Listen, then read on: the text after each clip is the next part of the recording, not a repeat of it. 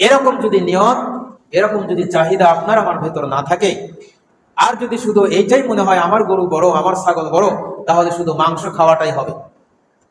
আমি সবচাইতে বেশি টাকা দিয়ে গরু ক্রয় করেছি, অনেক টাকা দিয়ে খাসি ক্রয় করেছি, এত মন মাংস হবে, এত মন মাংস হবে, এত কেজি করে পাবো, এরকম যদি নিয়ত আগে থেকেই করেন, তাহলে দেখা যাবে যে নিয়ত আল্লাহ রাসূলের এই হাদিসের সঙ্গে আপনার আমার নিয়তের মিল নেই।